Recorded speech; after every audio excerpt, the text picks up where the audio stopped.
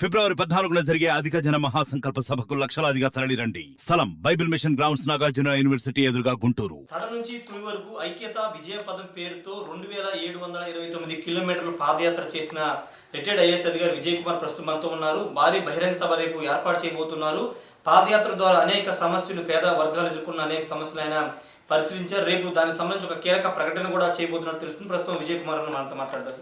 Sir, మీరు 2729 కిలోమీటర్లు పాదయాత్ర చేశారు. అనేక సమస్యలు ప్రజలను తెలుసుకున్నారు. రేపు బహిరంగ సభ ఏర్పాటు చేయబోతున్నారు. ఎలాంటి ప్రకటన ఉండబోతుంది? మేము ఈ యాత్ర జూలై 23న ప్రారంభం చేసి 142 రోజులు నడవడం, మీరు అన్నట్లు 2029 కిలోమీటర్లు. ఈ ప్రాసెస్లో 1250 ప్రాంతాలలో లక్షలాది మంది జనాన్ని కలుసుకున్నాము. ఆ కలుసుకునేటువంటి పరిస్థితిలో పేదల ఇళ్లలోకి వెళ్ళడము, వారు నివసిస్తున్నటువంటి విధానాన్ని, వారు ఎదుర్కొనేటువంటి సమస్యలను చూడటం, ఇదంతా కూడా జరిగింది. ఈ ప్రాసెస్లో అధిక జనులుగా ఉన్నటువంటి ఎస్సీ, ఎస్టీ, ఓబీసీ, మైనారిటీ, ఓసీల్లోని పేదలందరినీ కూడా మన సమస్యల పరిష్కారం కోసం, మనం కోల్పోయిన అవకాశాల కోసం సమిష్టిగా పోరాడాల్సిన అవసరం ఉంది. అందుకోసం ఒక స్వతంత్ర వేదికను మనం ఏర్పాటు చేసుకున్నాం.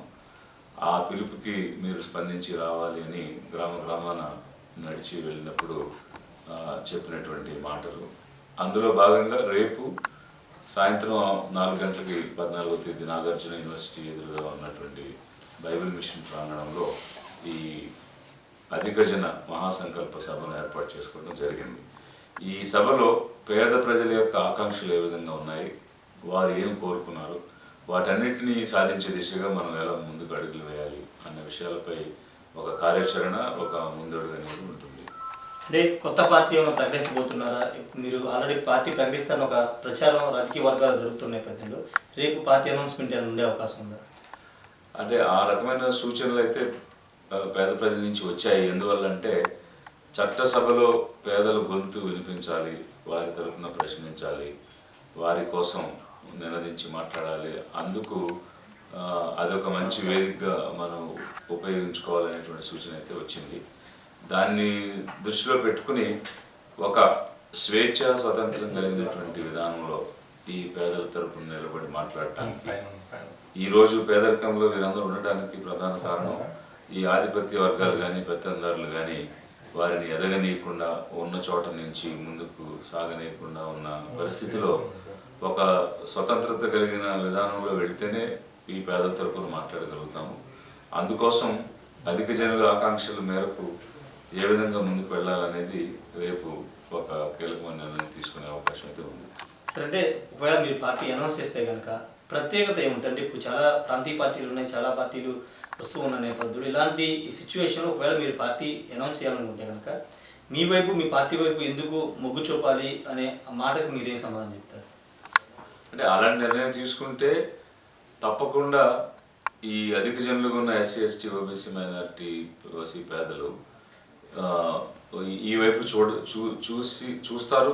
చూడాల్సిన అవసరం ఉంటుంది. ఎందుకోసం అంటే ఇన్నాళ్ళు ఉన్నటువంటి వ్యవస్థలో ఆధిపత్య వర్గాలే పాలనను కొనసాగిస్తూ ఉన్నాయి.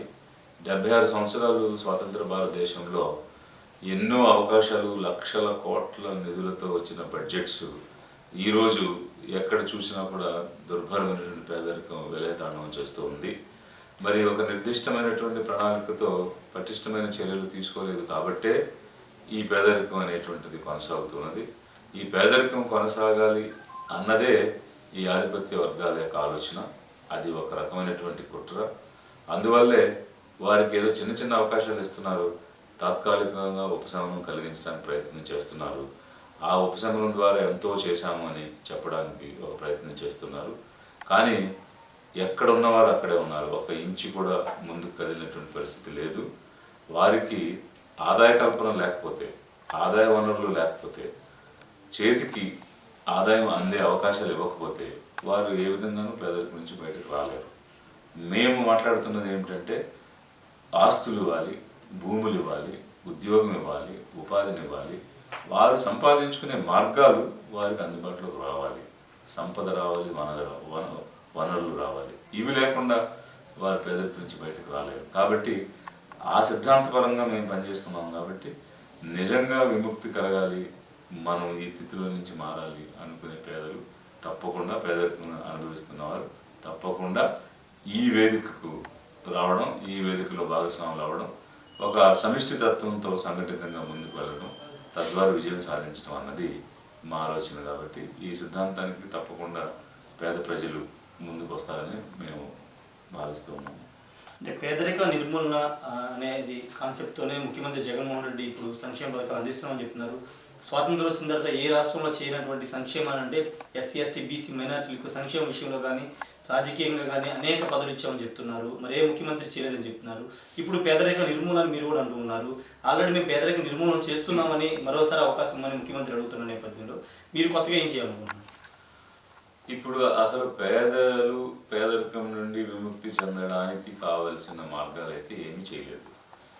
కేవలం వారికి ఏదైనా ఒకటి రెండు అవకాశాల ద్వారా, పథకాల ద్వారా వారికి ఆర్థికంగా సహాయం అందించిన అది తాత్కాలికంగా ఆ పూటకో ఇంకో పూటకో పనికొస్తుంది తప్ప ఆదాయాన్ని పెంపొందించుకుని ముందుకు నడిచే మార్గం ఇవ్వకుండా, ఒక భూమిని పంపిణీ చేయకుండా, ఒక ఆస్తిని ఇవ్వకుండా, ఒక వ్యాపారానికి కావాల్సిన సబ్సిడీ రుణాలు ఇవ్వకుండా, చిన్న పరిశ్రమలు స్థాపించాలంటే పెట్టుబడి నిధులు కల్పించకుండా వారు ఏ విధంగా పైకి వస్తారు?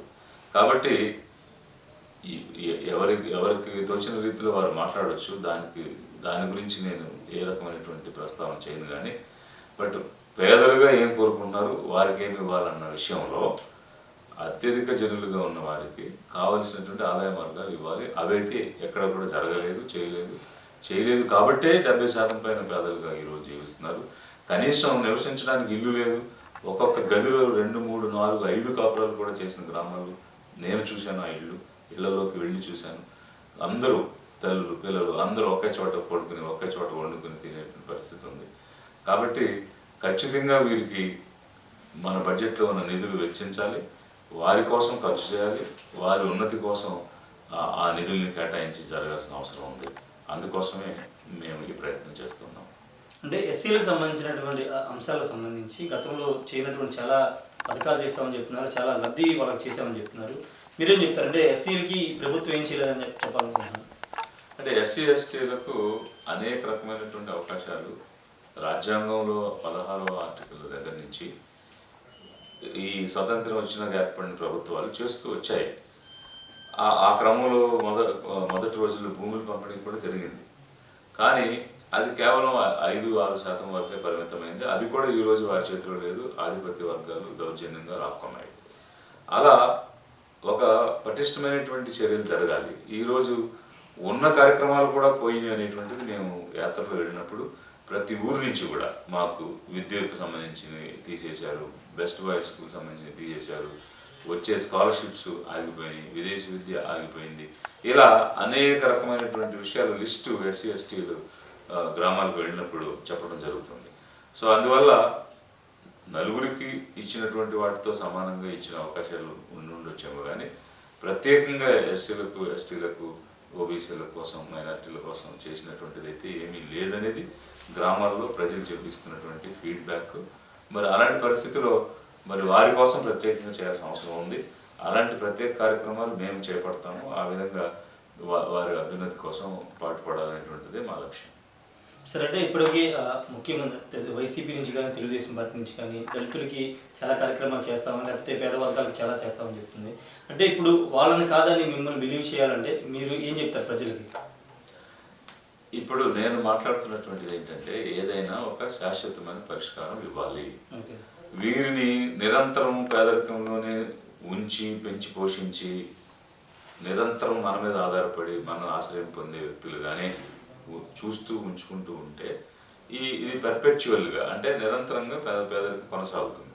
నిరంతరంగా పేదరికం కొనసాగితే వాళ్ళు వీళ్ళని స్తుతిస్తూ ఆరాధిస్తూ వారికి దండం పెట్టుకుంటూ అయ్యా బాబు అని అడుక్కుంటూ ఉంటారు. అలా అడుక్కుంటూ ఉన్నంత కాలం వీళ్ళు మన గుప్పెట్లో ఉంటారు, మనకు నచ్చినట్టుగా ఆడుకోవచ్చు అనేటువంటిది ఈ పెత్తందారుల ఆలోచన. అలాంటి ఆధిపత్య పెత్తందారుల ఆలోచనలకు భిన్నంగా మనం విముక్తి చెందాలి, శాశ్వత పరిష్కారాలు రావాలి. ఒక కూలీ కుటుంబానికి వ్యవసాయ భూమిని ఒక 2 ఎకరాలు ఇస్తే వారు పేదరికం నుంచి బయటపడతారు. ఒక చదువుకున్నటువంటి కుటుంబం ఉన్న వ్యక్తికి ఒక ఉద్యోగం ఇస్తే ఆ కుటుంబం ఉద్యోగం రాగానే పేదరికం నుంచి బయటపడతారు.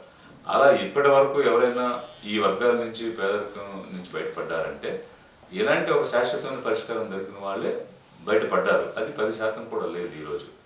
కాబట్టి మిగిలిన వాళ్ళకి అది అందించాలి. ఆ దిశలో ఎవరు ప్రయత్నం చేయటం లేదు, మేము చేస్తాము. అదే మా లక్ష్యం అని మేము ముందుకు వస్తున్నాం. సార్ ఫైనల్గా ఇప్పుడు ప్రభుత్వాలకు సంబంధించి గతంలో మీరు మండల ప్రభుత్వంలో పనిచేశారు, జిల్లా విభజనకు సంబంధించి కీలక పాత్ర పోషించారు. ఇప్పుడు మీరు బయటకు వచ్చి పేద ప్రజల వైపు నిలబడాలనుకుంటున్నారు. మీరు విమర్శలు చేయాల్సి వస్తుంది అధికార పార్టీ ప్రతిపక్షాల మీద. వాళ్ళు కూడా మిమ్మల్ని టార్గెట్ చేసి విమర్శలు చేసే అవకాశం ఉంది. వాటిని ఎదుర్కోవడానికి సిద్ధంగా ఉన్నారు. మేమైతే వ్యక్తిగతంగా ఎవరితోనూ మాకు విభేదాలు లేవు. వ్యక్తిగతంగా ఎవరిని విమర్శించాల్సిన అగత్యం కూడా మాకు లేదు. నేను మాట్లాడుతున్నవన్నీ కూడా విధి విధానాలు, పాలసీస్, ఒక ప్రభుత్వం చేపట్టిన పాలసీలు ఏంటి, ఆ పాలసీల వల్ల ప్రజలకు మేలు జరుగుతుందా లేదా, జరగనప్పుడు ఒక కన్స్ట్రక్టివ్ క్రిటిసిజం అనేటువంటిది ప్రజాస్వామ్యంలో ఎవరైనా చేయాలి. అలాంటి ప్రజాస్వామ్య విలువలకు లోబడి ఒక నిర్మాణాత్మకమైనటువంటి విమర్శలు అయితే చేయకు తప్పదు. ఎందుకనంటే తప్పును తప్పుగా, ఒప్పును ఒప్పుగా మాట్లాడాలి. కాబట్టి ఇప్పుడున్నటువంటి వ్యవస్థలో ఈ వ్యక్తిగత దోషంలో, వ్యక్తిగత విమర్శలు అలాంటి విధానాలకి మేము వెళ్ళాం. దానికి తిరిగి సమాధానం కూడా చెప్పాం. కానీ ప్రజల కోసం, వారి ఆకాంక్షల కోసం ఏం మాట్లాడాలి, ఏం చేయాలనేది మాత్రం నిర్భయంగా ఎలాంటి ఆక్షేపణలు లేకుండా మాట్లాడతాం. Thank you sir. మొత్తంగా ఇది ఒకటి చెప్తున్నారు, ప్రజాస్వామ్యంలో వ్యక్తిగత దోషాలకి అవకాశం లేదు కాబట్టి వ్యక్తిగత దోషాలను చేయమని చెప్తున్నారు. ఖచ్చితంగా విధి విధానాలకు సంబంధించిన అంశాల మీద మాట్లాడతామని చెప్తున్నారు. పేదరిక నిర్మూలన ఎక్కడా జరగలేదు, కేవలం సంక్షేమ పథకాల పేరు చెప్పి ఇది కొంత ఊరట మాత్రం కల్పిస్తున్నారు తప్పించి పేదరిక నిర్మూలన జరగలేదని చెప్తున్నారు. ఆ దిశగానే అడుగులు ముందుకు పడుతున్నాయని చెప్తున్నారు. రేపు సభ ద్వారా ఒక కీలక ప్రకటన అయితే ఉంటుందని విజయ్ కుమార్ చెప్తున్నారు. Camera person ప్రసాద్తో Rayesh RTV, Tadepalli నుండి. మరిన్ని వీడియోస్ కోసం ఛానల్ ని సబ్స్క్రైబ్ చేయండి. లేటెస్ట్ అప్డేట్స్ కోసం వాట్సాప్ ఛానల్ ని ఫాలో చేయండి. అండ్ లింక్ డిస్క్రిప్షన్ లో ఉంది.